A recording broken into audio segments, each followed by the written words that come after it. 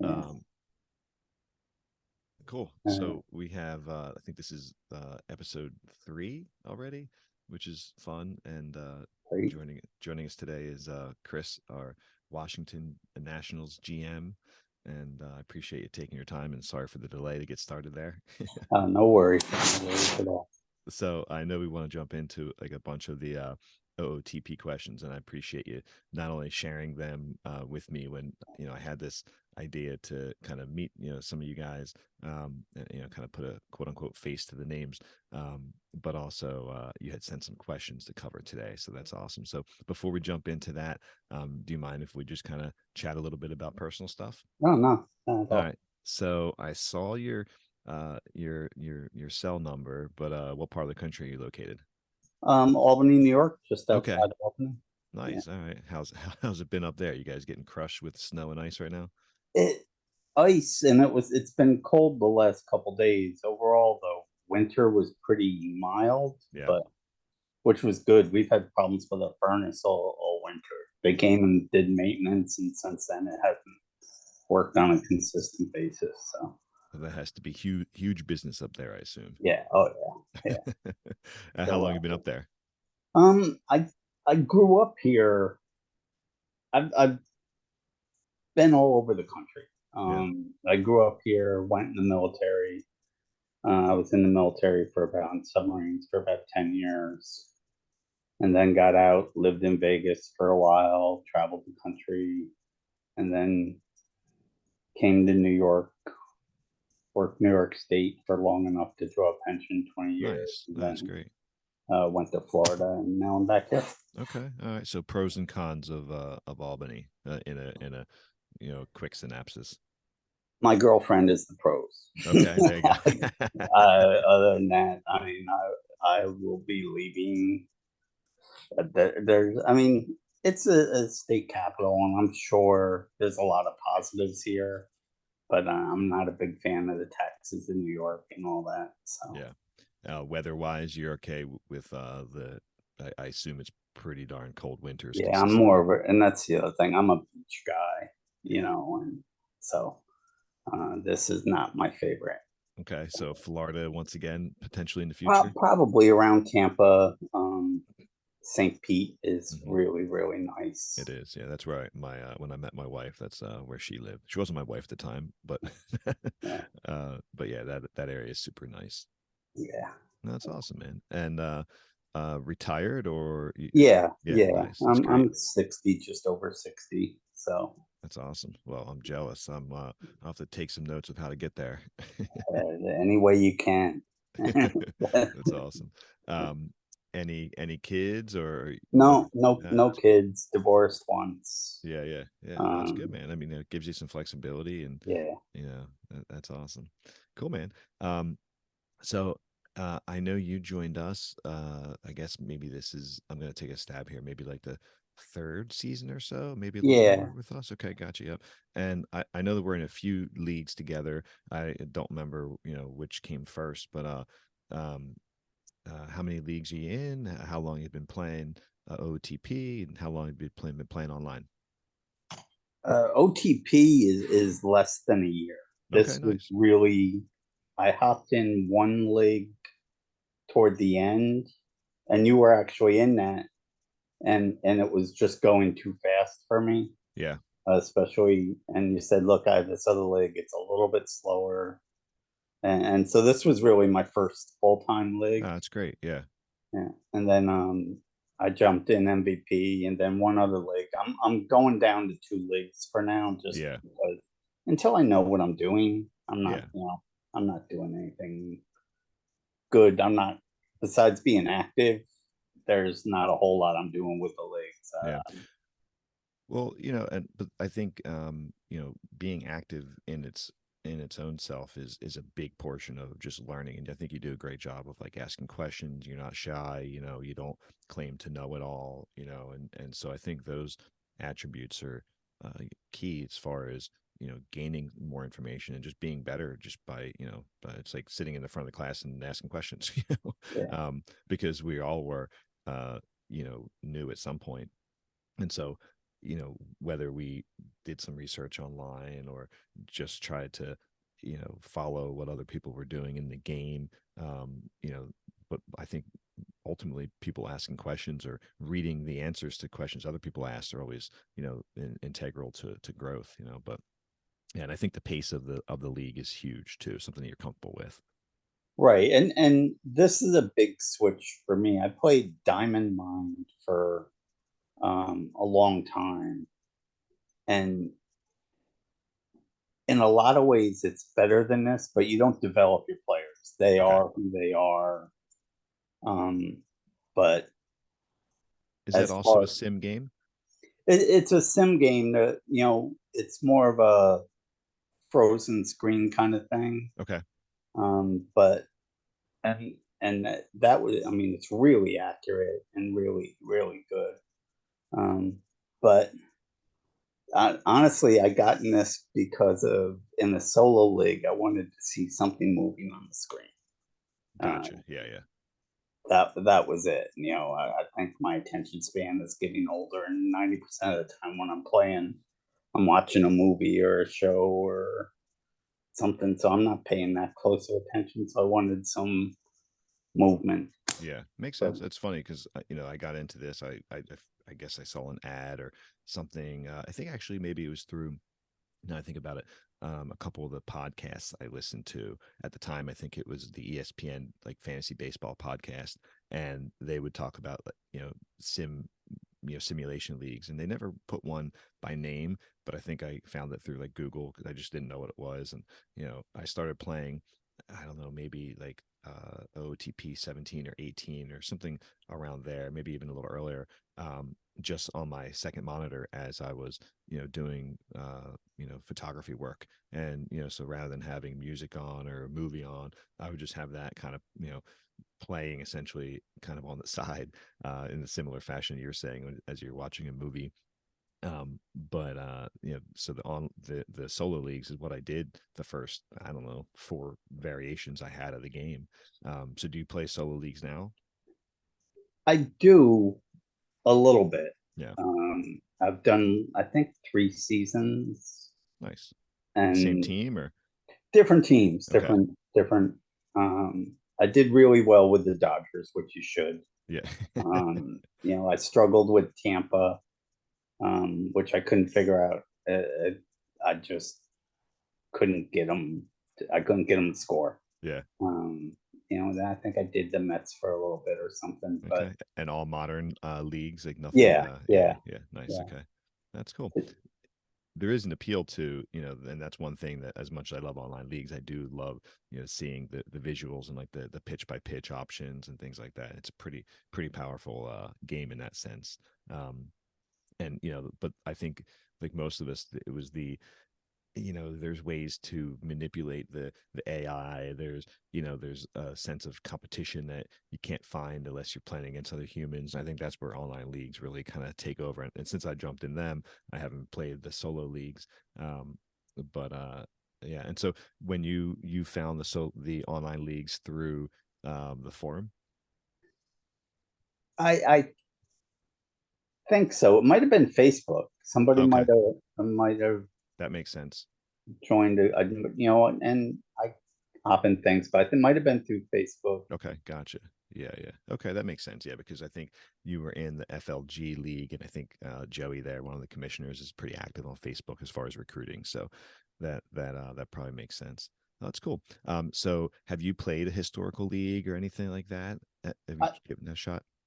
I did one, not just one so far, but I just decided recently that I just need to know what I'm doing, Yeah. before, because otherwise I'm just looking at names and, Mhm. oh yeah, Yeah. I liked him. Yep. Yeah. Yeah. Yeah. No, it makes sense. Oh, that's great, man. And then as far as like if you were to, let's say, start fresh, right? You're in no leagues, you have your choice of anything you want. um would you start with like a modern 2023 team? You think you would go a historical route? I don't know if you've heard of the random debut leagues, but that's basically where all players from various generations kind of come into the draft and leagues. Would you have a preference of which one you played? Well, I think would do historical. Yeah. I did the random debut one season and I Okay. just dropped out because I just wasn't up enough and I wasn't giving it the attention. Yeah. Yeah. Yeah. So, but I would probably do like a historical and do in the early to mid 70s because then I was 10, Yeah. It's your so wheelhouse, right? Yeah. Yeah. yeah. Yeah, and Uh, I feel that, and that's pretty much. I'm in two of the historical leagues, and the one started in '86, and the other started in '89. So as we go through like the late '80s and '90s, that's essentially my wheelhouse, and so having all those players kind of develop, and knowing that we'll eventually get into the modern players is I think is pretty cool. Um, well, that's awesome, man. Well, let's dive into your team here. So I'm on your team homepage. Um, and it looks like your Mets are tough, man. You got tough top two teams there. So you're staying afloat. Let me see where you are in the wild card here. yeah, I'm not as good as I should be. You had to dig yourself out, that's for sure. Uh, Um, um, and I noticed this you made season, I thought I could at least make a run to a bottom half of a wild card kind of, yeah. and I still might. Yeah, you still can. But 7.5 out. You made a bunch of moves recently. So let's see, what'd you get here? Um, I know you picked up let's see, this guy we just what'd you do? You have him on the block, correct? no, I Oh, just you just picked got him him up. from Atlanta. Yeah, yeah, Yeah. yeah. If you go back one page, it shows the three guys I just traded for. Right, makes sense. Okay. Uh, Yeah, let's take a look at these guys. Man. Okay, right. This is the guy you picked up from. Hey now. Arizona. Yeah.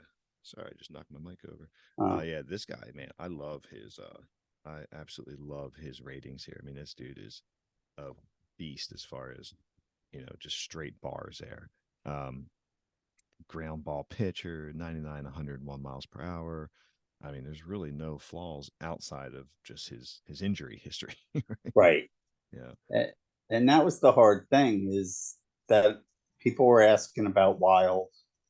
Um, and I had three or four pitchers that were almost all the same. And from taking over the team when it was so bad, I really just wanted to go with guys with a little bit better work ethic Yeah.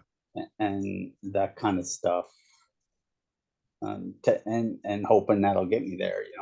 They're definitely improving my pitching talent wise. There's Yeah. no doubt about Yeah, that. you no doubt have. I mean, I'm just kind of scrolling through here. You definitely have.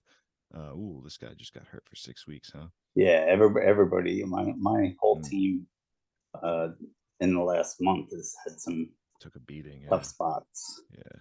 Slaughter was doing good for me at third, and he's been out for like a month now. And Yeah. Jones in center was leading the league in a bunch, and he got hurt. Man, this guy is a monster, though. Ooh. Yeah. All right, so you got Cripps now. He's basically your ace. I mean, 1A, 1B here, and then you already had Duran, who we just got from Chicago. Right, but he's another fragile guy. That was my thing. Is I was really worried Yeah, about all that, but yeah. Would you pick up two here, right? So you got Goddish is fragile, and Otani. What's he now? So the he's time is basic. expensive. I mean, I wouldn't mind if he got hurt, but you So know, he's basically going to uh, be a DH for right, me. right. Okay, gotcha. Yeah, and you got 2 more years on his deal. Let's see here real quick. Contract. Okay. Yeah. So he's got player op at 39. Yeah, you gotta hope he takes that. Yeah. Chances are slim, but I mean, do you mind if I take a look at your finances real quick? Oh no, go. Yeah, look at No, anything. you Yeah, got money though. You're you're yeah. you're pretty good. Yeah. And that was why I took him. I figured I was getting two really good starting pitchers for two minor league players. Yeah. Let's take a look. Let me see who you gave up here real quick. All right. So I gave up Wild and I gave up the guy I just drafted, the shortstop. Yeah, yeah. Charbonnet. All right. So you picked him. All right. That was this past draft. Let's see here real quick. Oops, sorry. That's not what I wanted. All right. So we have, yeah, Luis Charbonnier. Charbonnier? uh, I have no idea. yeah. Would you take him? Fourth overall. Okay. Gotcha. So fourth overall, this last pick. 18-year-old shortstop. Let's see. It probably mostly ends up being third baseman, maybe second baseman, but all right, so third or second baseman. Dude's going to be a monster if he, develops properly. I love the fact that he's durable. I mean, his between contact and 80, 55 gap, and 65 home run, 65 discipline. I mean, the guy's 60K. He's going to be solid.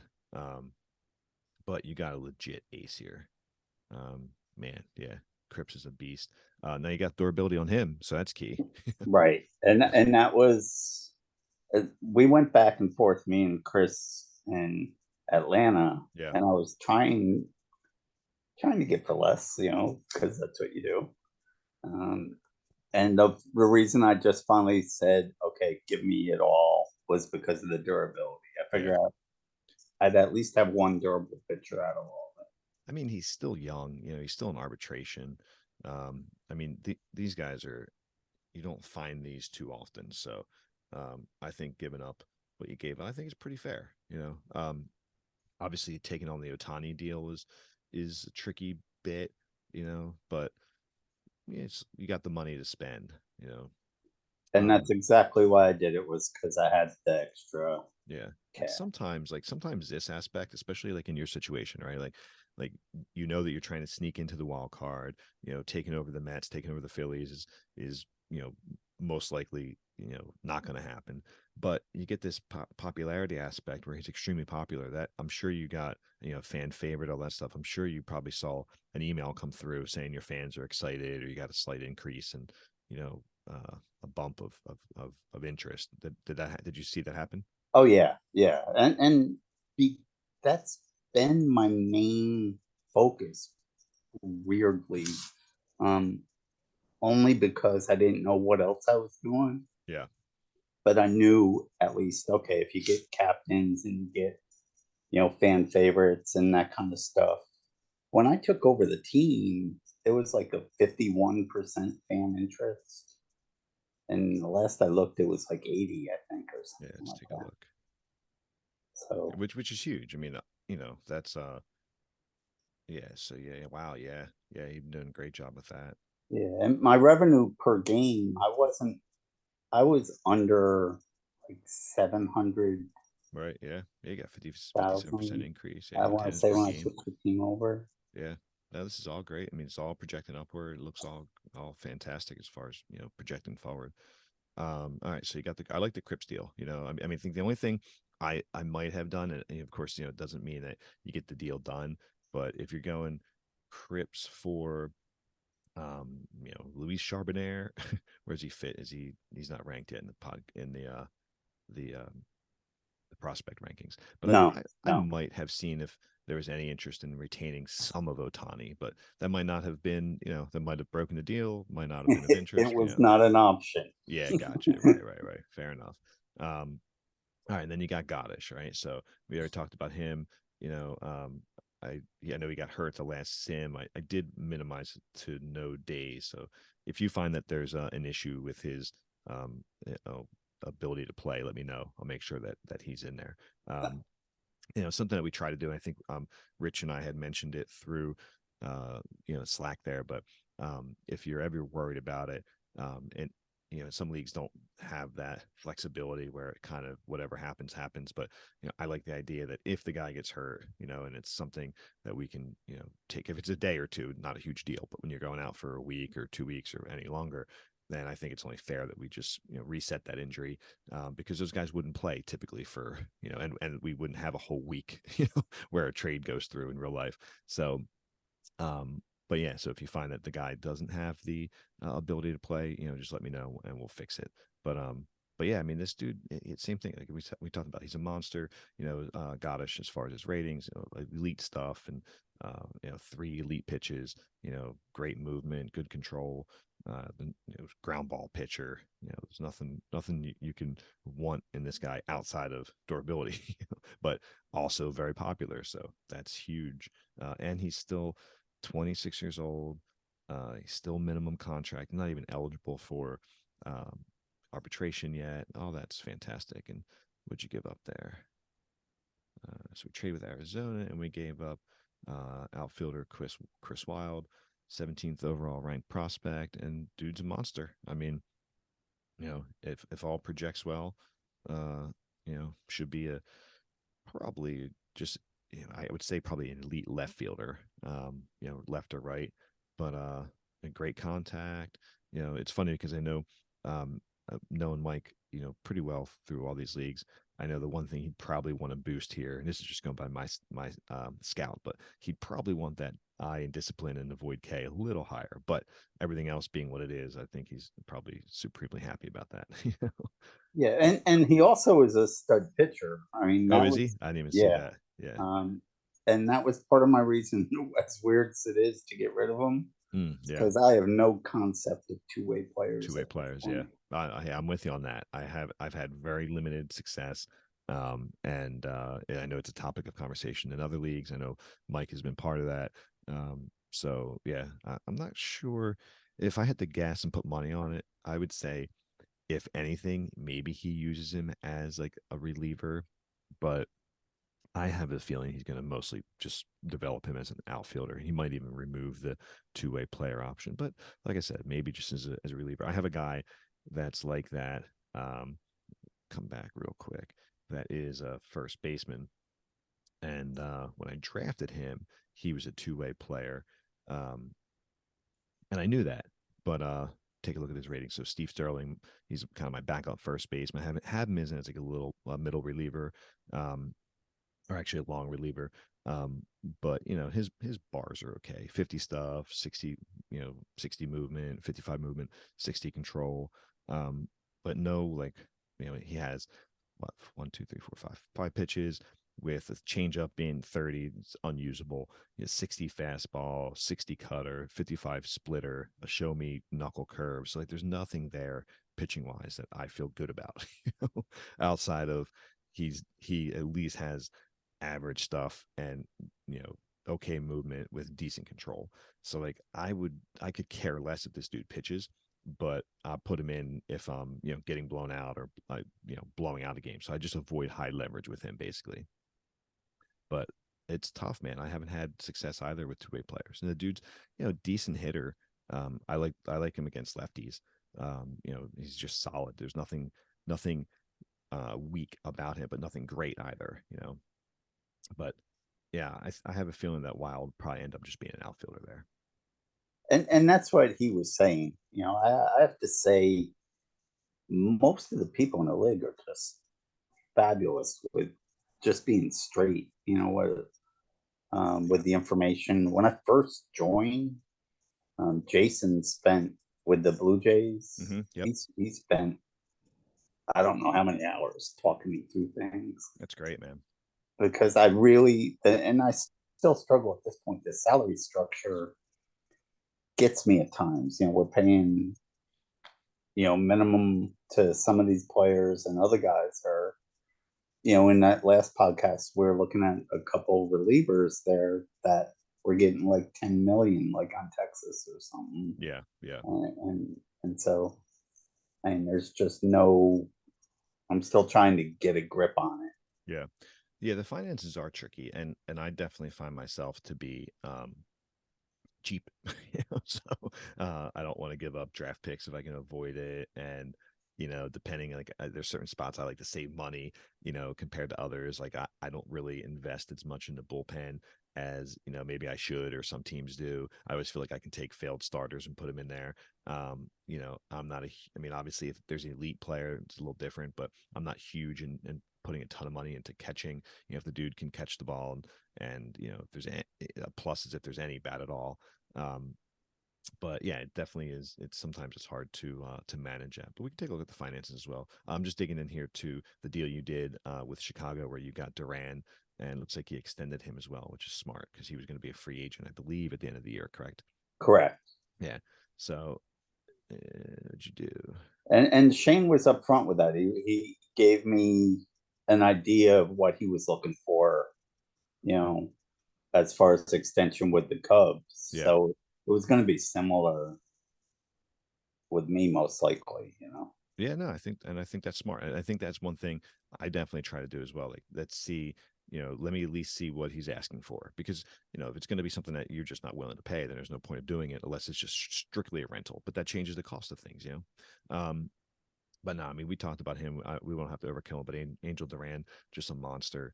And I would say the two things, the only two things that kind of have like red flags. I mean, obviously the injury proneness, which we talked about, and we can talk about again because I know it was one of your questions, and then also just like the personality traits. Now it looks like you have enough guys that probably balance it off pretty well with if we go to your team. Real quick, I think he did really well in this deal too. Not I get Shane, his approach, right? He's an expiring deal. He's not going to re-sign him. He's basically just looking for a few pieces that can kind of help him I really rebuild. liked Davis there. Yeah, Thought that was that.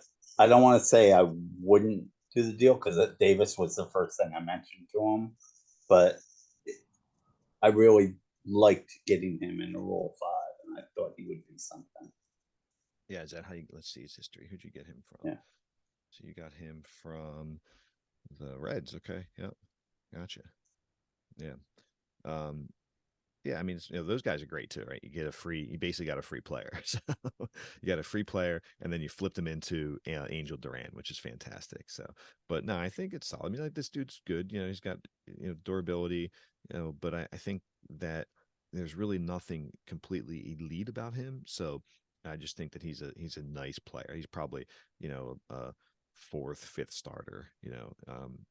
Unless someone can develop him better. I mean, looks like he's had some success down in the minors, skip AAA, and then a couple little struggles here as he starts his major league career. But that dude's got talent. Hopefully he develops well, and that's the tricky part about Rule 5, right? Is that you're grabbing guys, and then depending where they are in the development, is that are you going to squash your development? Are you going to be able to help them? How far away are they? So it'd be interesting to see how he pans out here, because no AAA, right? So A ball, double A, jumped over AAA. 11 games with you, none starting. And statistically is rough. Almost an 8 ERA, almost a 2 WHIP. -5 WAR. All those things are tricky, but you can take it, especially in relief, and especially in your situation, at least last year. So we'll see what he does with Chicago here. But Yeah, let's and take a lot of that bad number was like his first two outings, he was like over 12 or 13 ERA, I want to say. And so, after that, yeah, it's fine. yeah. Do you often look at this screen like in this capacity? Because everyone I know has a different way they view things. But do you take a look at your salaries in this screen? Yes, because Yeah. if I look, I actually look at next year more than this Okay. year. Right. Um, Just kind of going down this line, you're saying?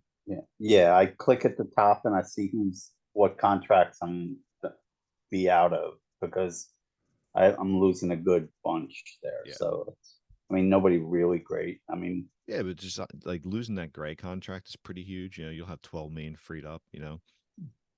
Um, I I doubt that Otani opts out, but it's possible.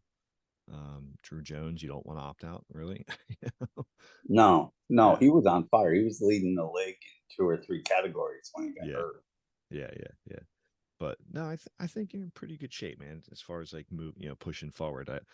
Obviously we've seen the wins go up, and I think the moves you're making are interesting. I mean, your staff, once you get these guys in here, your staff is going to be it's going to be tough, man. It's going to give some of those guys fits because you'll have Duran and two other starters in here, so you basically could push Josiah down to your fourth. That's great. I think that's awesome. Um, so you had a question in here about um, like fragile players, right? correct. That's Because if you on him and you look at he's fragile. If you yeah, look at his injury history, he hasn't been hurt in like 3 years. yeah, yeah. I wish I had like So what was his last injury here? So yeah, yeah, you're right. Wow, that's crazy. So there must have been a stretch here. They had like 24 and 26 that he had a couple. But yeah, it's weird. Nothing like even when you look at it, 1 week, 3 to 4 weeks. I mean, the 3 to 4 weeks was the most he's had until 29. I don't know when he got his fragile, um, you know, um, proneness there, but it would make sense if it was with the torn rotator cuff, right? So at least in 29 with, missing 5, 6 months, we know that, type of injury that is in real life. Um, but yeah, it is strange, but yeah, take it, man. I would guess like, and what I was going to say is that I don't know if there's like an overall, explanation I would have as far as, um, you know how to manage them necessarily outside of just being conservative, but how they get there, why they get there. I think it just obviously comes down to frequency of injury, but how to solve it, yeah, I don't know. If I knew that, then I wouldn't have Tatis consistently out. know? But I would say, some of the basic things I would recommend would be, in his case, um, two things. One, we see his stamina isn't that great, right? It's 40. I kind of like to look at the uh starters at like 50 personally. I know some guys will go 40, 45. Now, if he's giving you the starting numbers, and he is, right, 395 ERA, 14 starts, 134 whip is doable. I think everything looks good here, but I might push um his pitch count down just a little bit personally. Um, what do you have him on here? You have him at 110. like, and just my preference, and I have a feeling I hear, Mike from Arizona and Rich from the Mets both in the back of my head. I would probably push him down. I'd probably push him down to where you have Mike Wallace at 95, right? As we're speaking about Josiah Gray. For those that are listening, right now you have him at 110 pitch count, 40 stamina, and an injury prone or fragile. Yeah, I'd probably push him down to like 95 at highest, um, maybe hovering around 90. Um, but, I don't want to, that's just my suggestion. Like, I don't want to tell you how to run your team. Um, and then I do like, this here, they have the aggressive tiredness hook. Um, and yeah, I think that's probably my approach as far as just avoiding further injuries. But um, like you said, he hasn't been hurt in 3 years, and he's doing all right this year. It's 1.3 WAR. He already beat his last year of 34 starts as far as his WAR. Everything looks good this year. So maybe don't change a thing until you have to. Yeah. I mean, with him, I actually did the sliders a little bit this year as far as shifting defense and all that. Before that, because you don't see the gameplay, I always get lost on when the defense would, what kind of shift they're going to be doing. Yeah, right, right. It makes sense. Yeah. And sometimes what I'll do is I'll just look at, in this case, and I don't do it all the time, but I'll go to the game log, and I'll just see, a couple things I look at. Obviously, just the basic numbers, right? So innings pitched, earned runs, even just non-earned runs, and then the walks and Ks. But I like to look at the ground ball fly ball ratio, and then just see like kind of what's happening there, and if I see a number, like he's pretty even in here. There's nothing like really sticks out outside this one start against the Mets in April. Like, that was the only one that seems like a little bit lopsided, where he's got more ground balls than fly balls. But like, and I don't remember what his profile says, but it would make sense if it says neutral. Let's see, ground ball. Yeah, but Okay, the so Mets he's are easy to beat, so that's that's forever timestamp there. Um, yeah, so we have a ground ball pitcher, and I mean, I guess the way to look at this is he's not giving up a ton of fly balls, but honestly, this profile looks a little more neutral than anything to me. Compared to, let's see what you have else. What's Duran? Duran's a neutral pitcher. Let's take a look at his game log here. And so yeah, I mean, like, pretty neutral, I guess, as well, with a couple. games in there that stick out. But yeah, I mean, as far as the fragility goes, with pitchers, I basically take the approach of what I said. I limit their pitch count, and then I think putting that aggressive pull, a tired pull, is smart. I also in their strategy, um, for if I see that they're like day to day with something, I'll usually use this. And I do this with pitchers. I'm sorry, players as well, where I might bench them for 3 days or so. So if he had like a finger blister, and it would be Okay. 3 days, then the easiest way I would come in to like not have to manipulate my staff at all is I would just have the bench the player for X amount of days, and then the manager can decide like whether it's going to be my swing man that's in my emergency pitcher come in and pitch things like that. But like I try to look at it to see what it is with especially with pitchers. If it's going to be something like, all right, let's go to my team real quick because I know I had one guy that was struggling here. I have right, so I have my second guy here. Um, Jesus, I have to pronounce this. Mancio Uamato. Close enough. Yeah, I guess, right? So, perfect example, right? So he's day to day back tightness. He got hurt on the 13th, so a week ago. He's got 3 more days. And then I like to look at like what's actually affecting. So minimal for hitting, minimal for throwing. That's really what I care about. In this case, being a pitcher, and then moderate for running. He's already got a fragile injury proneness, and as you see yesterday, he pitched 97 pitches, right? So being that the throwing effect is minimal, I'm not really that worried about it. But if I think it, I didn't have a chance to do it during the sim because he got hurt like one of the first or second games of last sim. But if I was to see that moderate was on the throwing, I would come in here and then bench him for as many days as it says he's going to be affected, right? And so Okay. if it's like a blister, I might do that. If it's like tired arm, anything that basically would make pitching worse, or my fear is making the injury worse off of maybe something else like strained forearm. In real life, we know that leads to that's like usually a predecessor of UCL tear. Right? So stuff like that, I would sit if it's like it's not affecting the throwing much, then I don't really bother with it. Um, but I do use that pretty often, and then as far as um, the pitch counts and things like that, I try to limit those with the fragile guys.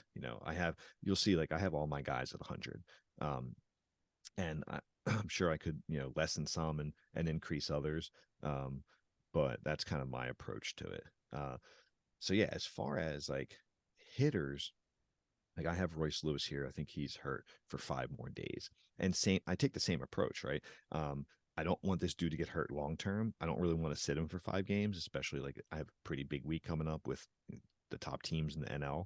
But he's 5 days recovery time. It's day to day strained rib cage muscle, and then his hitting is minimal, doesn't influence the throwing, and running is minimal.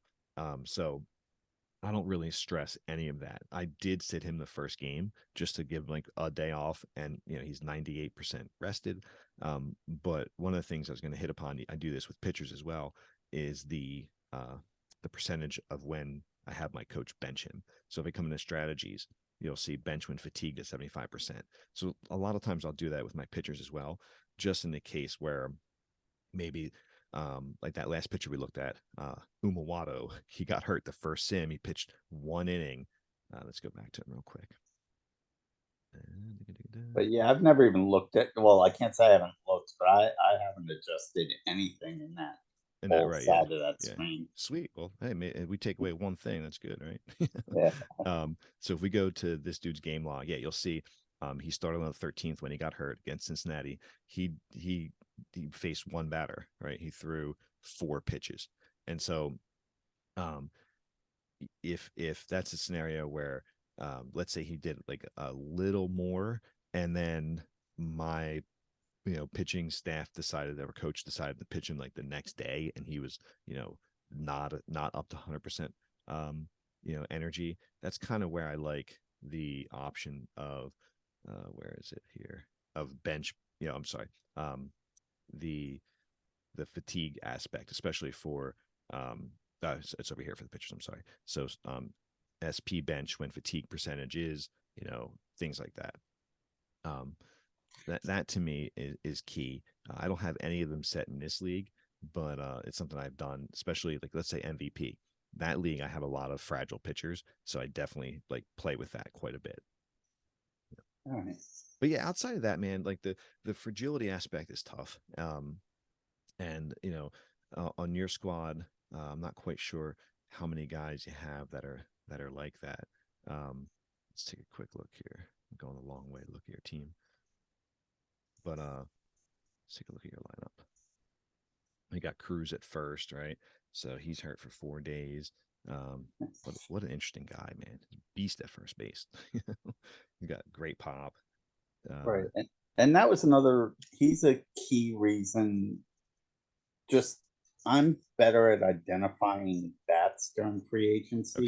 Yeah, yeah, And so picking him up for 4 million, why I had spent 11 or 12 on Gray 2 years ago, yeah, yeah. is just, and Well, I Cruz think has that been fine. yeah, I think that's key, right? So you got him pretty cheap. Dude can hit bombs, right? I mean, he's in San Fran the past 2 years.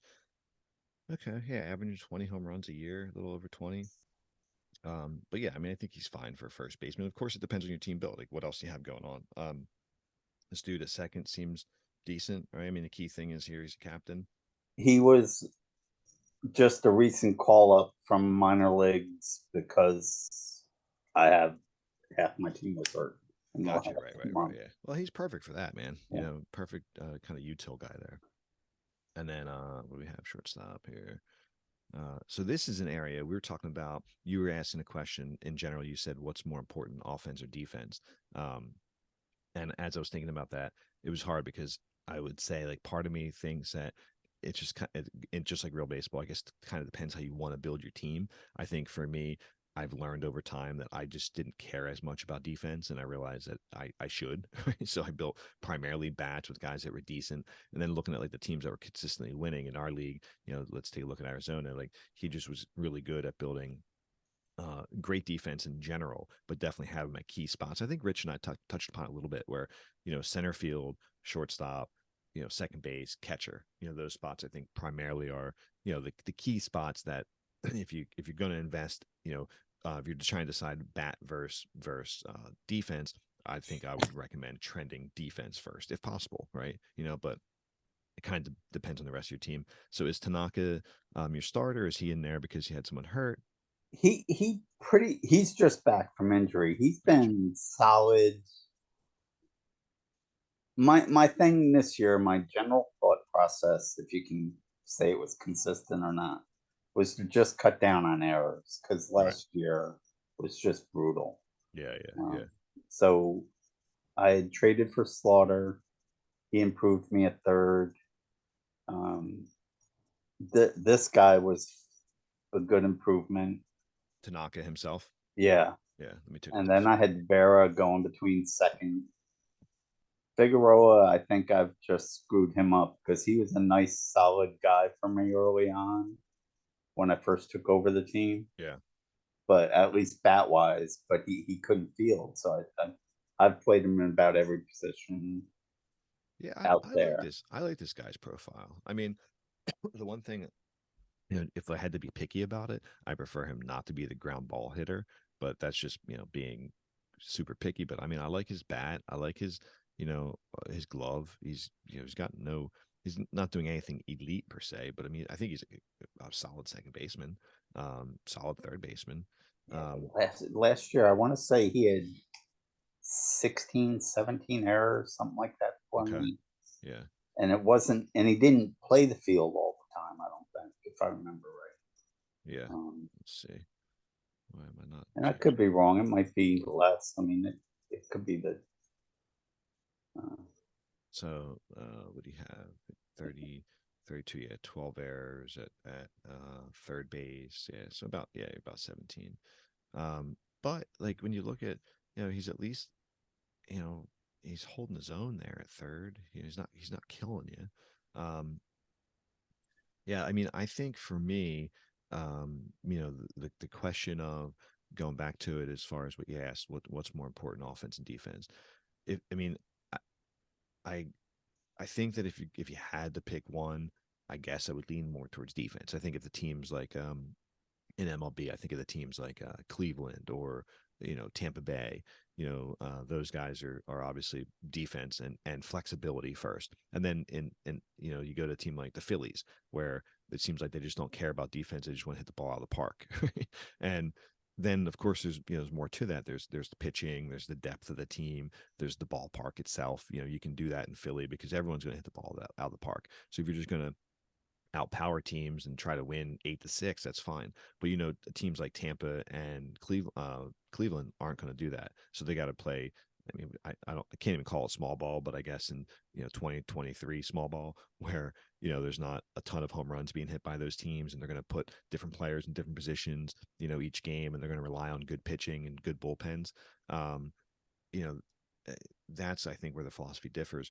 Again, forever was so heavy on bats and didn't really care about defense, but I definitely think it's situational, right? So I'd say center field is huge, and I think with that it's primarily that range, right? So I think if possible, and I don't know if he's generally your starter here, but I No, would that he's just an injury replacement. gotcha. Okay, let's see Also, who do you have on your injury list here? Jones was. Oh yeah, right, right, right, right, Yeah, right. So he's, I mean, I'd be happy with him as my starting center fielder, but I think he's like the type of build, like profile you're looking for. So Drew Jones, 29 years old, a couple years left in free agency, 65 position rating. I honestly don't really care about that as much as I care about the bars underneath it, the defensive ratings, 65 range, 70 error, 70 arm. But if I had to put it as a hierarchy as far as what I care about in center field, it's that range first, and then the other two. I mean, if they're there, great. But if they're not, I also don't care. So if he had 70 range and these were 40s, I'd be okay with that. So this is just a benefit to you. But yeah, right. Jones, great in center. Let's go back to your depth chart here. This is an area where I feel like, you know, and I can look again on the injured list, but at shortstop with your Tanaka dude, I think this is an area where he may not be committing errors, but I think you can increase this position. I'm sorry, improve this position defensively because I think just like center field, we're looking for like a 65 plus. I think same thing with shortstop, and that's an area where I ignored in every league for until recently. And as I switched that, I definitely noticed improvement in my pitchers, improvement in my team record, all those things. So for me, that infield range of 65 plus for shortstop is almost a must. Yeah, for me, it was he. A lot of my infielders play multiple Right. positions, Okay. Yeah. Yeah. with the exception of Slaughter. But But I I've almost like been him happy more at with him. shortstop. I almost like him better at shortstop than the dude you have there now. Yeah, but I mean, he was. I liked having him at third just because I didn't worry about it. You Yeah. know, Yeah. he was he was batting like second in the order, and doing everything I needed. Yeah. It's weird because the team was so bad when I took it over that I didn't Right. realize how bad it was. Um, but now that I have players like him that are solid, but they're still not super, you know what I mean? But they're so much better than what I had. Yeah. Makes sense. You ever check this out? OTP position calculator. No, I'll post it in our Slack, but it's something to sometimes like just kind of play with, right? Where you can, and the instructions are pretty self-explanatory, but you put in all the attributes of the person, and then it and it's not perfect, right? But it gives you an idea of like what he might be. So, and I would use it for let's say like Pete Slaughter here. Is he third baseman, elite third base, defensive wise. And if we look at his fielding stats, career, yeah, he's been solid. Um, but like my curiosity for your team specifically is what's he look like at shortstop? He's a little light on the range, but compared to what you have, like that's where my curiosity goes. Like, what would he look like at shortstop? And so I might just plug him in here and just see, what it says. You can also just play him at short and see what happens. yeah, at least in I've spring been very training. hesitant to not play players where they're not rated. Yeah, right, right, right. Just because I'm again, at some point I'm sure I'll do that. And Well, realistically, I should do it while my team's not as good and get all my learning in one shot. that's really what I use spring training for. That's when, and I learned that from Keegan, who was Tampa Bay early on, was just that's a time where if you're going to try someone in a different position, play him then.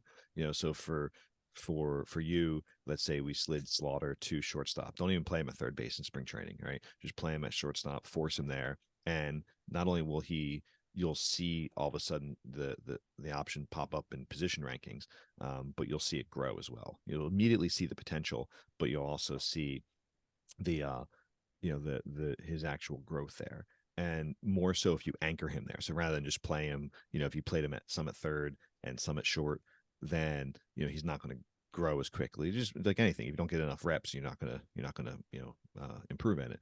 But that's the time I would recommend any player you want to try at new positions, go ahead and do it. So when I positioned Tatis off of uh, short, then I started playing him at third, um, and he had no third eligibility at that time, and second. And so as he started to play those, now they're just kind of anchored in there. Right, he doesn't have any more growth to do in those. My next step is probably see if I can play him at first. um, just get him off a spot where there's less range and movement to eliminate his injuries. Um, Now, but do you use him at DH at all, or I have, yeah, I have. Now, in my position, I kind of ran into it's a good problem, but I ran into the problem where um, I'm comfortable with this guy in right, particularly from batting profile, um, uh, but also I like his arm. Not that I wouldn't I could easily use him as a backup. But he's having a good season, right? So he's 380 OBP. That's what I want him for there. Especially hitting second. Um, uh, OPS of 116. Like I'm happy with him in right. But mainly, this guy is my first baseman, and not a very good first baseman defensively, but I like his bat. And the guy that I was actually kind of on the fence about, who's been solid for me the past couple of years, it's Ron Knowles. And I'm sorry, I got to get in the habit of actually speaking the name so people know who we're talking about. But Ron Knowles was my starting outfielder the past couple of years, and you see, I got him off Rule 5 from Tampa at the time. And 130 games the first year, 152 the next year. Put up okay WAR numbers, and numbers are fine and decent. OPS of 110 and 118. I'm sorry, OPS plus. Um, 24 homers, 99 ribbies first year, 32 homers, 116 ribbies last year. And so he's been, solid for me. And, but he's okay in the field. There's nothing he does, good. Nothing he does, that can't, I wouldn't mind sitting him if I could. But he's really filled in pretty nicely for me this year. I like that he's a captain, he's a good leader. So he's kind of like the odd man out, I think, when it all comes down. Now, we talked about this last time with Rich, but that's mainly because this dude's been a complete surprise. Picked him up as and this is the Akamura, who's playing third. The minor league free agent signing, who right now is like leading the league in every category. So yeah? he's basically doing what I wanted Tatis to do, but when Tatis comes back, I can't sit him. So yes, would I play Tatis at DH? I will. It's just a matter of like, I have one too many guys right now, but I'm okay with that problem. Well, you can always waive somebody, or Yeah, yeah, just let them go out. yeah, correct. Yeah. But yeah, I would take a look at see what you can do at short. Even this guy, Right. uh, He's played. I've played a lot. I just he just wasn't doing it. yeah, Like, no, I get it. Yeah, yeah. And we're talking about Errol Vera. yeah. I actually have him in the MVP league. Um, and same issues, right? He's fragile there as well. His bat's okay. His defense is pretty solid. I mean, he's pretty much an elite second and third baseman. Um, but yeah, he seems like he can never really put it together. And he's one that I've used. Most of my infield plays. everywhere. Yeah, I'm the same way. So You like when that somebody needs a flexibility. rest, Yeah, I like that too. But I think this is an area. I think that shortstop is an area of like if I was you going into next year or just kind of like taking the next step, that's a position I think that you could definitely improve upon. And it doesn't look like there's necessarily anyone in the minors. I mean, this dude's all right. He looks like so shortstop, 25-year-old AAA, Arturo Colon. Um, uh, I think he could be a utility guy at least. Um, yeah, absolutely. I signed two or three guys this year. Every year, I try to just get a few guys at minor league contracts where if I end up needing them to come up. That's actually how I picked up Tanaka okay, to yeah, begin with. And the only reason I signed him was because he was a captain, and my team right, last year was just fist fights and yeah, arguments and yeah. Well, that's parties when smart, man. somebody got sent away. Yeah, I love the fact that you're seeing that you're making recognizing that and making those moves. And yeah, you have a couple captains in there, and yeah, especially if they come so cheap.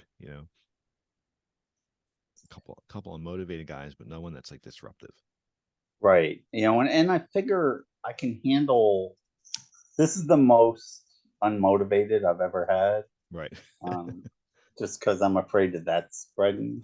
Yeah. Um, But Mike again, out talked of a lot. I talked to Mike a lot about this early on, especially because all I figured early on that I knew I could get the team more talented because it was horrible, yeah, and I knew I could improve the clubhouse. yeah, which is key.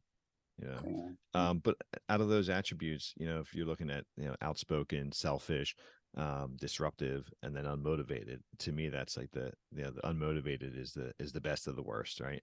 Right.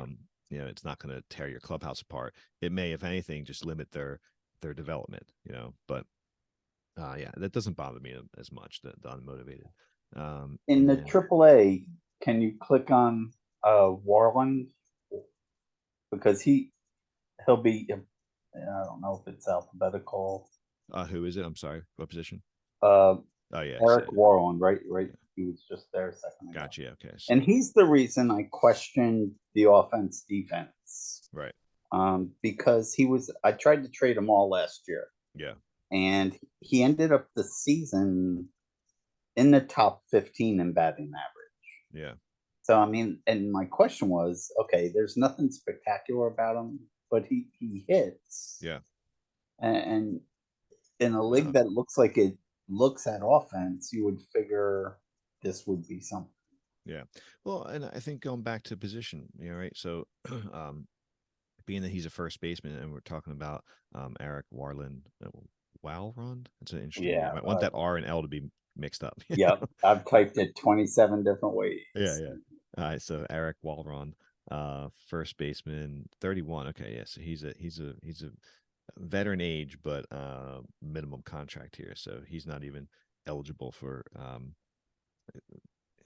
minor league. Okay, so he can be a free agent after this year. Yeah. Um, gotcha. Okay.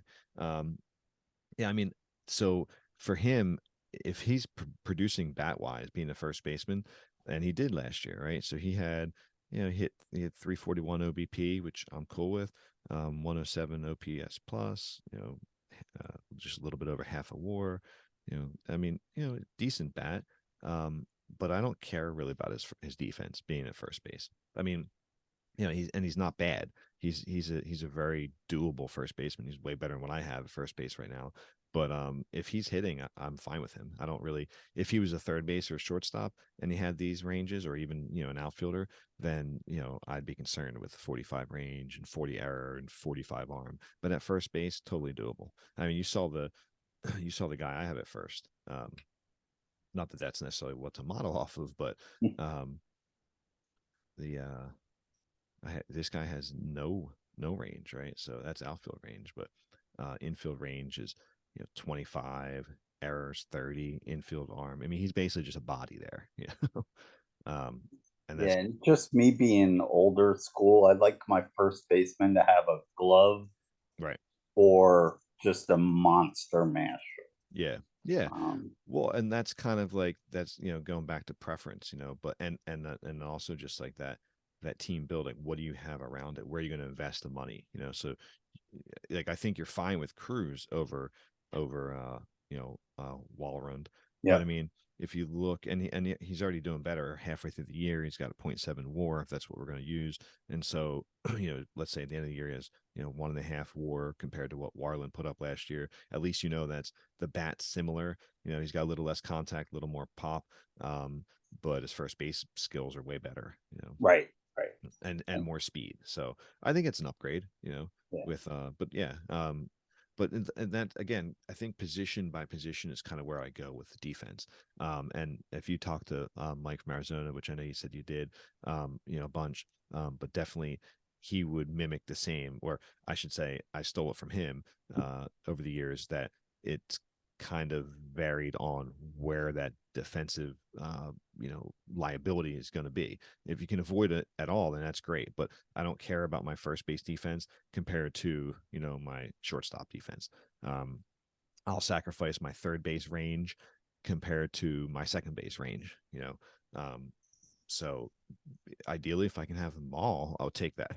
But, and right. then same thing in the outfield. Like I love this dude's bat; it's pretty solid. But I would definitely say the thing that sticks out right away to me is like his range for left fielder. I don't know if he's a backup with injuries or He platoons, and I've been very happy with him. I mean, not.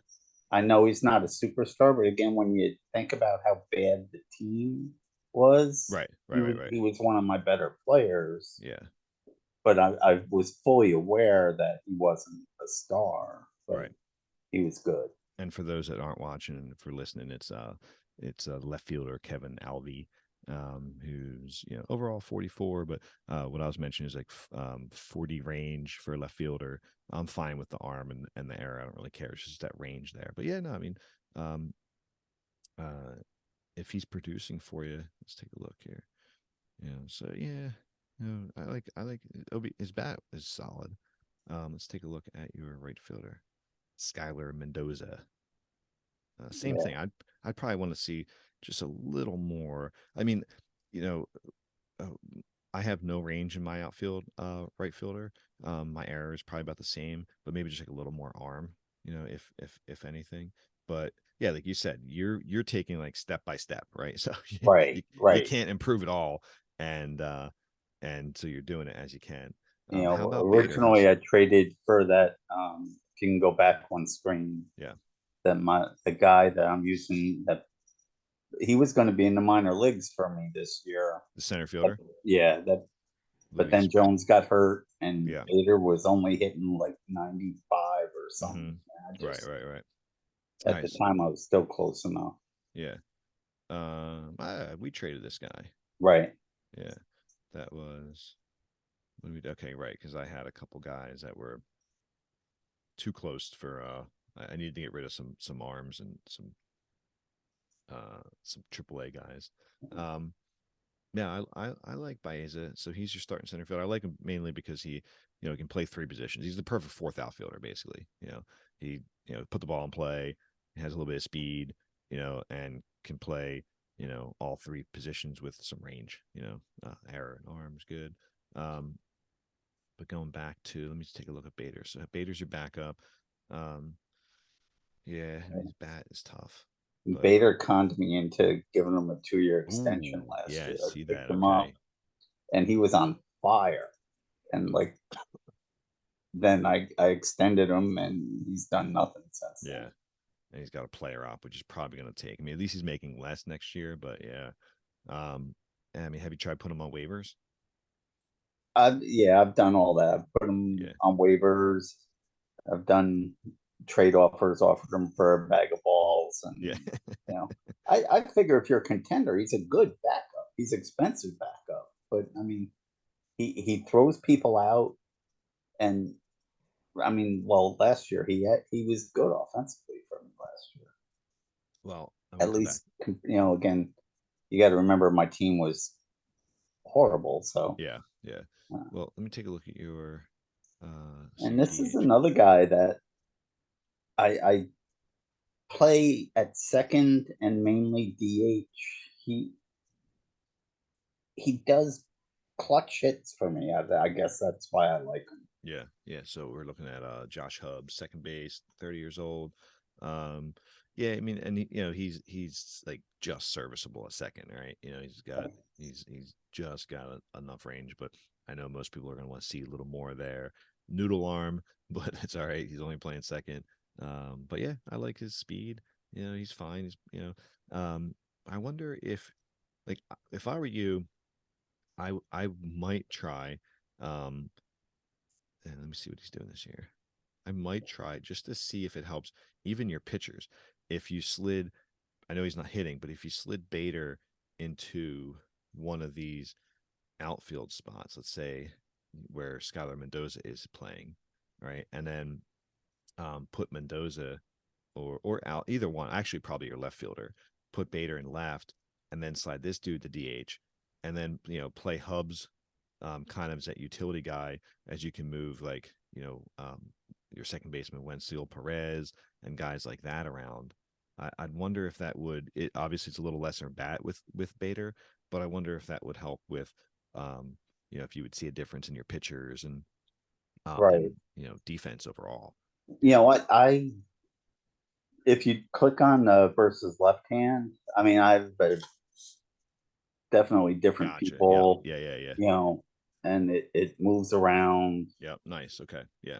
Um, so I mean, I try to mix and match. Yeah. Again, I think I have 3 or 4 starters on the DL right now, so that doesn't help either. Yeah, it doesn't help. Yeah, actually, once one of the things I didn't even notice this guy. Like, you're gonna have 5 really solid starters coming out. So he's out for 2 more months. But in on your IL, you have Mike Saravia, Yeah, 26-year-old. I mean, he's gonna slide right into that middle of rotation. Yeah, I mean, 60 stuff, 55, 50 movement, 50 control. 4+ pitches. Yeah, he's solid. He's yeah. having a good year. I mean, decent year too. Um, yes, I think as far as um, your staff, I mean, that's going to be tough to beat. I mean, as I look at this squad and we're looking, at your depth chart and defense and offense, you have no huge bat, which is fine, right? You have nice bats between like Figueroa and um, Jones and things like that. But it seems like it's funny because it seems like we're kind of making that build with like the Tampa or the Cleveland teams, right? Where you're going for flexibility with your players, as we see through your depth chart, left and right hand, depth charts, and then pretty much elite pitching. So now you have a really solid 1 through 5. You can put your 1 through 5 up against anyone's in the league, and now you just have to make sure that they keep the ball in the park, and then your guys get timely hits and play Yeah. good defense. You know, So at when it was starting, I figured I had Jones, Mendoza, and O'Neill would all hit me at least 30 homers. So now I didn't plan on Jones getting out for 2 months or whatever he's going to be out for. I don't know how many home runs. I don't have a 50 home run guy. You know, yeah. Well, and far and few between do, right? I mean, if we go look at the league leaders here, I mean, there's not many Alvarez's, Jordan Alvarez, who just doesn't seem to age. uh, but I mean, I feel like he's like a fine wine. He gets better with age. right? Um, but yeah, I mean, that guy's a monster. He's on pace again for another 60 home runs. But yeah, in the National League here, I mean, I don't know. Again, I don't know how Okamura is doing it for me, but I'll cross my fingers while he's doing it. Um, but you got guys like Jackson Luke in Colorado, who's on pace for, let's say, 40 plus home runs. But I don't think you really need that with your setup, Um, I mean, obviously it's nice to have, but at what cost? Taking a look at your minor leagues here, I know we just traded a bunch of guys, right? Um, but see if we have anyone close that's going to come up here. Um, no one. Most I've called up because of all the injuries. Yeah. No one I see that's like, super like reliable that you can, um, get up to the majors for a bat. I mean, we talked about here's Pat Adams, the first baseman, 27-year-old first baseman in AAA. So I He's think a him, two-way guy too. He two-way was, guy, kind of nice. yeah. Oh yeah, yeah. So relief pitcher. Okay, yeah. Um, but yeah, I mean, I think your best bat. I mean, we talked about some of these guys. Like you have utility guys everywhere, which is great, and I like doing that too. But definitely looks like your best bat coming out would be the Wow Rund, the Yeah. first baseman. How about Ricky Schultz, 26-year-old? Okay, yeah, He's Schultz is the reason I asked. His potential dropped. He was going to be in my platoon and starting left field this year, and then I signed Jones, so it gave me like one extra outfield, but dropped him down. But he seemed to his overall potential dropped. yeah, yeah, a little bit. Not as Uh, extreme as we have seen in other players, especially like with I don't know how much you've been involved in conversations, but OTP 23 definitely really dwarfed some, um, some uh, ratings there. Um, and so you've seen some guys go from, you know, upper 70s or, hovering around there to down to like these 40s, and that's tough. It's tough to swallow. The only saving grace is that it's kind of went across the board. It wasn't just one team, wasn't just one position. Um, but yeah, it looks like his development is kind of slowed here at best. right, and that is one of the reasons that I was more than I don't want to say I was more than willing to trade Wild in those, but a few of the guys that were my top prospects when I picked up the team dropped dramatically, like Rogers, and even Williams was a number one pick and was like at an 80, and now he's like at a 60 something. So, that I'm sure I'm not developing them properly in the minors. Yeah, yeah, yeah. Um, because yeah, I remember Jason saying you need to know your whole minor leagues and everybody else's. I'm like, I barely know my major league. Yeah, it's tricky, and that's awesome. I love Jason's take on it. Um, it's hard. I don't necessarily pay as much attention to the minors of everyone else, but I also and I'm weird like this in general. I also even like during the box score checking, I don't necessarily look at everyone else's box scores. I'm just trying to see, and I think part of it is I do this with like fantasy sports too, is there's only so much I know I can control. And so while if I'm looking at someone else's, it's almost to see what can I learn to mimic, or what can I learn to improve upon that I'm not doing correctly.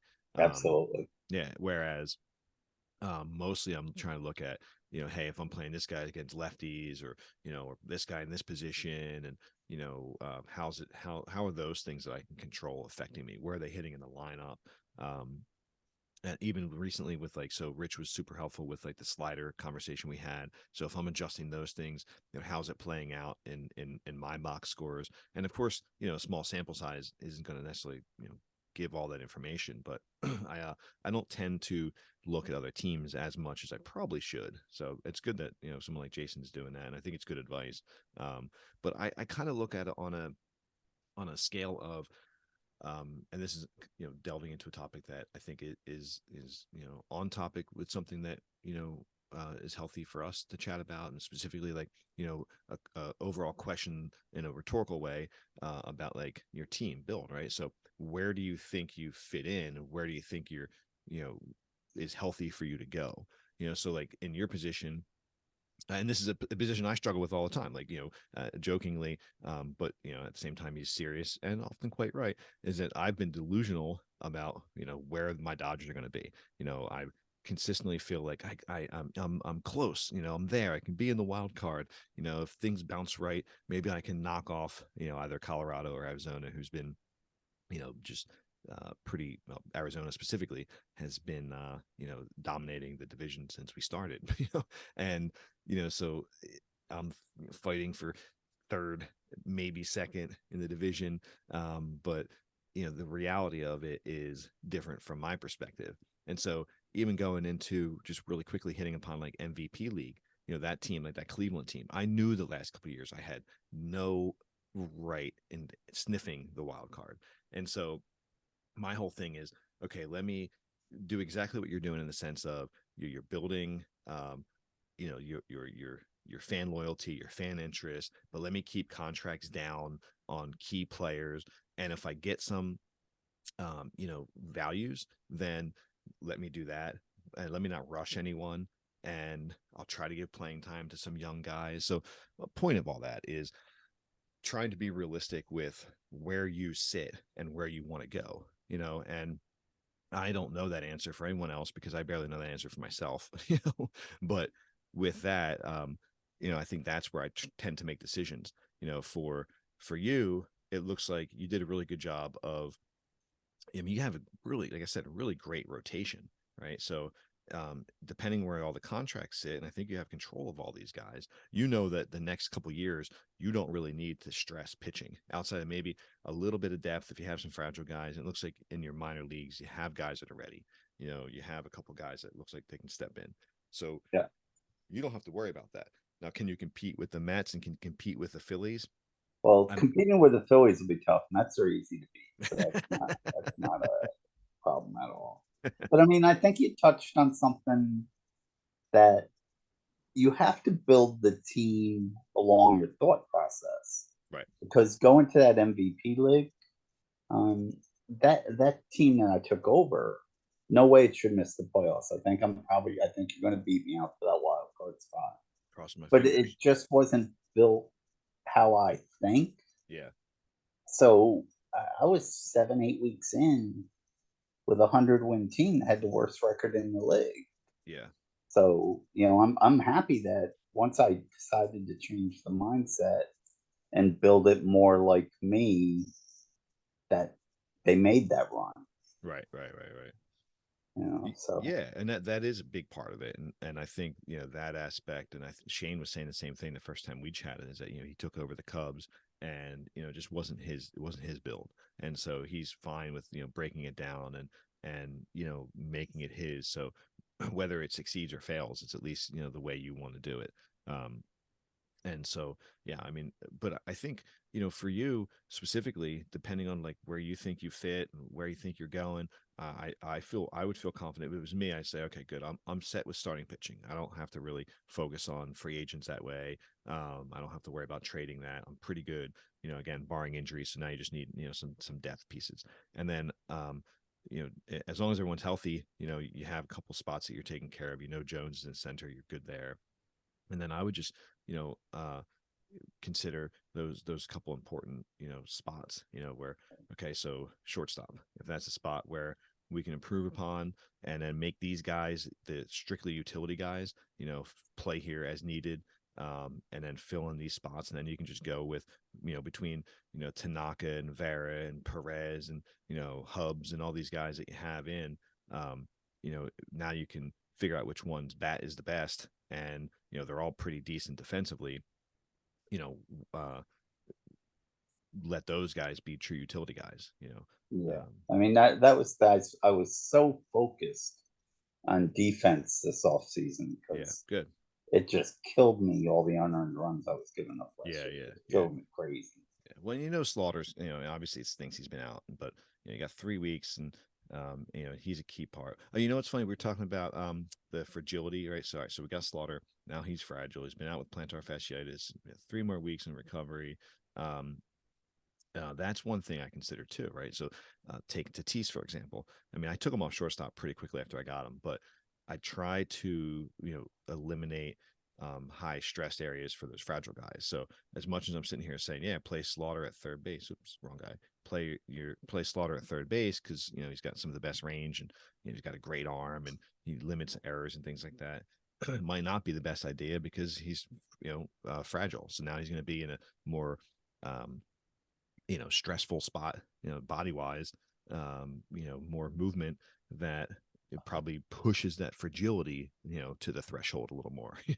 So Right, yeah, third base might be smart. Same reason why I'm trying to take Tatis off third now. Not that third is obviously still a stressful spot, but compared to first or DH, it's not. Or well, it is, but I'd much rather have fragile guy at third. I'm sorry, first or DH. Sorry, not enough coffee yet in the day. oh, I Um, hear it. but yeah, it's interesting, man. what topics didn't we cover here? So we talked a little bit about your offense and defense. You had a question early on. What batter ratings does a manager value and why? And the same with fielding. Is that something we covered, or do you want to dig into that a little No, more? I think we covered it enough, and I think it is just coming down to what you're comfortable in that area, where the trade-off is. If your fielder has good range, do you take a little less batting average and Yeah, stuff like that? yeah, yeah, yeah. I think and I think you'll find manager to manager, right? So take a look at the Phillies here. He's had guys like this, like the Ramiro Rodriguez in right field. He's been a stalwart for him for years, and he's played him in right field. Ever since I've known him to be in the league, and it seems like it works out okay for him. The Yeah, dude just rakes, but can't really play an outfield position. Um, his center fielder is a field first guy. He's got pop, but very little contact. You don't see this profile too often, right? Where you have low contact, high speed, oh yeah, solid D, and great power. That's a weird build there. And we're looking at a center fielder for the Phillies, Alex Ramirez. Um, and then left field, we have yeah, I mean, he's probably his best defender out there, and he looks like more of a utility guy in the fact that Greg Goodwin can play first, second, could play short in a pinch, but mostly left field. Um, but my point of this was I knew that without looking too deeply into it, that this Phillies team kind of mimics real life Phillies, right? They are more bat first than defense, and they seem like they do okay. Cade Horton at third, is is solid. His shortstop is solid. Um, and Mike McConnell there. Key thing is he's durable, right? So Mike and I from Arizona, he said the other day, one of his favorite attributes is availability. um, Bryson Stott for the second base here for the Phillies is, and that's a weird thing as I say that because it's like it's real life. But he's probably his best defensive player there. Um, but yeah, but he like I said, he's been primarily an offensive team first, the Phillies, but it's worked for him. yeah. It's They pound me. yeah, They they double digit runs all the time. yep, yep, yeah. And I think when you look at teams, like Arizona, and I haven't looked so close at his team this year, but it's almost always defensively strong. Where it's funny. This is a similar build here. Great power for second baseman Jay Spears, and pretty good range and defense there. But I guarantee his shortstop, yeah, is going to be elite. A glove first guy. Dorian Gonzalez there. I know he's going to be solid at third with Andres Salinas. And then I'm going to shed a tear here for a second as Alex Bregman at first. Dude still has great numbers though. But I guarantee his center fielder, yeah, I mean center fielder is just a monster. Ismail Mina and pretty good balanced profile there. And then I know the rest of his outfield is usually pretty good here. So yeah, so Mike does a really good job of finding that balance, but you barely see like I don't think you'll ever see a weak defensive player. And so to answer that question overall, we keep hitting upon it, offensive defense. My general answer is it kind of depends on the position. So as long as you're good in those couple positions, I think that Mike's answer would be similar, but I think the second layer to him, and not this put words into his mouth, but hopefully we have him on sometime and he can speak directly to it. But I think he would say he would go glove first, over bat. If he had to pick one or the other, hold a gun to his head and say offense, defense, he's going to go defense. But that's what's fun about it. We talked about this, I think, on each podcast so far. Is that everyone builds their team differently. So how do you want to go about it? Pitching first, defense first, bats first. You got each team. We just took a look at the standings. You have the Phillies we talked about are bat first. The Mets are pretty balanced. Arizona, who's the most successful team in the league, is always pretty much glove first. So yeah, it's interesting to see. But sweet man, anything we didn't cover that you want to take a look at, or No, I think for me, you covered enough. Yeah, sweet. Especially since I don't know what I'm talking Yeah, hey, about. well, I mean, who does? Yeah, That's the fun thing about this, and the kind of the iteration of making this happen is, again, just kind of getting people to know each other a little bit more, and if we can share and learn information, then that's ideal. But I do think what I love about having a league is that like you ask questions, and you're involved, and I think those two things alone, as I mentioned earlier, are just like predecessors of you know um, of knowledge and gaining information. So I would bet that through that we probably see your team naturally improve just because of those two things. So yeah, yeah. I see myself winning one title. I'll never have a dynasty. I don't think consistently that way, and I like to trade too much. right. So that'll hurt. But Yeah. Well, if I stay with it and all that, then somewhere along the way I'll steal one. yeah, exactly. Well, I mean, it's tough, right? I mean, you can have a great team and it doesn't matter. I mean, there's a couple leagues that I've had fantastic teams, and one where it's a historical league, and I've, you know, I don't think I've finished less than second in, the 20 years that it's run the league, maybe once or twice. But in 20 seasons, constantly competing, and I think I have one World Series win, and it's so frustrating, because whether you get deep into the playoffs or go to the World Series, it's just so hard to win. So it's I even do more have something. Sorry to interrupt. no, That, it's all that good. just popped in my head. I didn't want you to wrap up. Yeah, The new game that comes out 2024. yeah. Does that affect us here at all or no? It's something we can definitely put to a vote, so it's tricky because without knowing what the game pros and cons are until some people get their hands on it, it's tough to make um, a true call. I guess my stance is if everyone wants to switch over, I'm happy to switch over. If the majority doesn't and we want to skip a year, I'm fine with that too. Certain years have shown to be more um, heavy in some of the additions. So like I guess it was 2 years ago they added in like the coach poaching thing, and or a couple key additions that make sense to switch to. But I don't know how much the new adjustments are going to be worth it. Um, I think a lot of times what happens is so many people are in multiple leagues anyway, or they're going to buy the game anyway, that we just switch over.